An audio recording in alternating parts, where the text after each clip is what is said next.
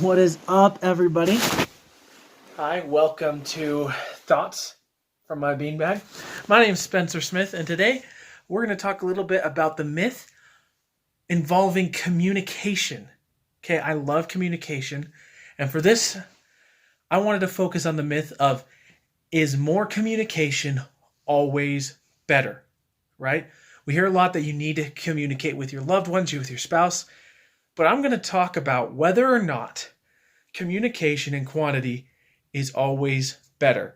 Now, in order to do this, I had the idea of talking to a newly married couple, one that had been married for a few years, and one that was also engaged. Now, in order to do this, I had to reach out to a lot of people.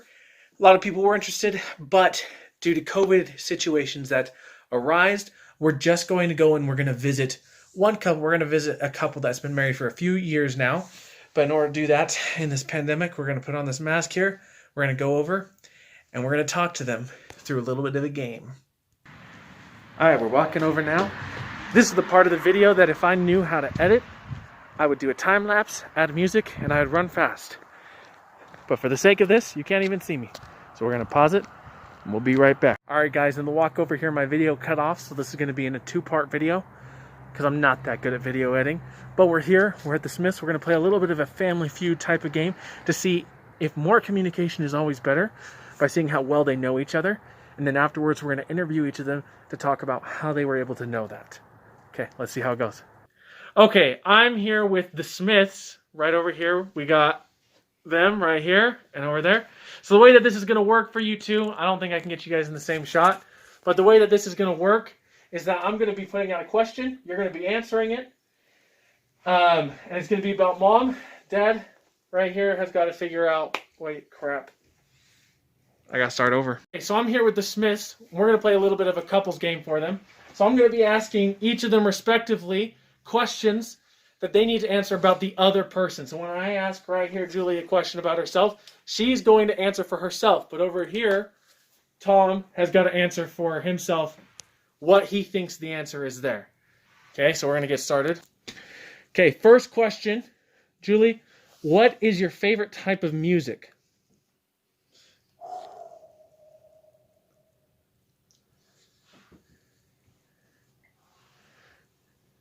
All right, when you're ready, look at me and we will go from there. Okay, all right. Ready? If you want to show your whiteboards to the camera. So right here, he said classic, not hard rock. And over here, we said 70s folkish. Like CCR. Yeah, I think we see the same thing. We're just different words. Different Okay. words. CCR, that kind of stuff. Okay. Yeah. All right, so we'll give it to them. We'll give it to them. Okay. Next question right here is for Tom. Tom, what is your favorite meal? Oh, Both of them wrote pretty quickly on that one. You good? Okay, over here. Yeah. Okay, all right, you want to show the camera? So over here, well, Mexican food, and over here, hamburger. Although he pointed in... Yeah? that's good too. That's up there. I almost put meatloaf. I debated because I didn't know if you meant like going out to eat because it would be Mexican, his favorite mood. If it's something we cook, I don't cook Mexican well. Then he likes like meat and potatoes or sandwiches. Fair enough. Okay, what do we say? I think you guys missed that one. Yeah. Yeah? What did you put? He put hamburger. Because I told you at one point that hamburgers were my favorite food. I told you that because when I was just jonesing for a hamburger at one point. So I thought I would have messed you up, but Didn't remember that. Okay, we're going to go back over here.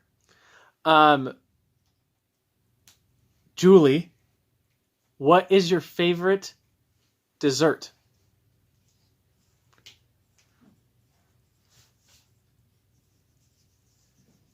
You wrote it very quickly. that just means I'm wrong. Probably. All right, right over here we put that ice is cream. not. And That then is not over your here, favorite.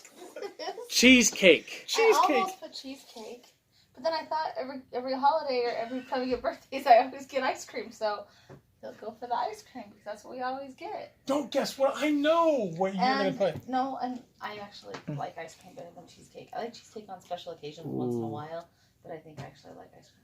Well, we're learning a lot right here. So far, I guess we're what, 1 for 3? 1 for 3. Okay, and we're gonna do one more. Tom, what is your favorite movie? Oh my goodness. You know what? We'll go genre. Movie genre. That might narrow things down. All right. I don't know if that's much of a genre. I have 2 choices here. They're looking for loopholes because they want to get back in the game. Probably. All right. We're going to show a whiteboard. Okay, over here, the guess was... Action or 80s teen stuff? Yeah! Yeah, Oh, baby! Right there. They 80s, got that I one. put 80s comedy. Oh, okay. Okay. All right. We're actually going to do one more for a tiebreaker to see whether or not they actually know each other. But it's going to be the same question. 25 years. Crap, that was the question. How long have you guys been married for? All right. If you guys screwed this up, somebody's sleeping on the couch. So let's hope you guys got it right. All right. And the whiteboards have spoken. 25 years 25. on August 8th of this year. Okay. Perfect. In like 5 months. All right. That's good. That's what we like to see. We just finished the game here with Tom and Julie, and we're now talking a little bit just about how they think they were able to know those things, or I guess almost know those things about each other, and what kind of led to those. And so we're going to look more at them right now, so I'll pan out. But Tom and Julie, being married for 25 years, would you say that you guys were able to learn just a few of those small things about each other from, like, the quantity of time, that 25 years, or was it more about, like, the quality time that you spent within that 25 years? Does that make sense? I think we like to be together a lot, but when we're together, we're not always doing anything that important, but these dumb things come out just as we talk about it. And so that's what quality time is to me, is that building the relationship. Well, and I think it's kind of a little bit it's maybe a false choice. What I mean by that is it's hard to say we're not going to talk until Saturday morning, then we're going to have an hour of really high quality communication. Instead, we have a lot of communication over the week or over 25 years. And some of it's really high quality. Some of it's like, crap, I've lost my glasses again. Where are my glasses? Daily occurrence. And we run around the house. Well, we don't run around the house. I run around the house. I help sometimes. Until she just says she's tired of me. I've got my steps in, so she'll come show me where my glasses are. But sometimes. But without without the finding the glasses conversations, without the, where do you want to go to eat at conversations, then we don't have the better quality communication. Yeah. Wouldn't you say that's true? Yeah, it's like the quality stuff is sprinkled within the mundane. And it's because we spend so much time together having the quality stuff, or the quantity, that we get more opportunities for the mundane, which really is what matters anyway. And that's when we have the most fun. It's just like it just kind of happens spontaneously. Like we'll just, I don't know, one of us will say something goofy, and then we're having a good time, or we're all of a sudden someone come up and we'll spark something. We'll have a good discussion, but it's. Well, I think you can even see that with our answers. Like, our answers weren't right on, but they were the top 2 or 3 of everything, and then we had reasons for why it was so it was like we didn't just guess, we actually knew, and we knew deeper. Like, it wasn't just just one choice of my favorite food. There's these 3 different things that it could be, and how is he going to think about it this way, and how exactly was the question worded, because there were so many things we could have put because we knew each other so well. So it almost, because we knew.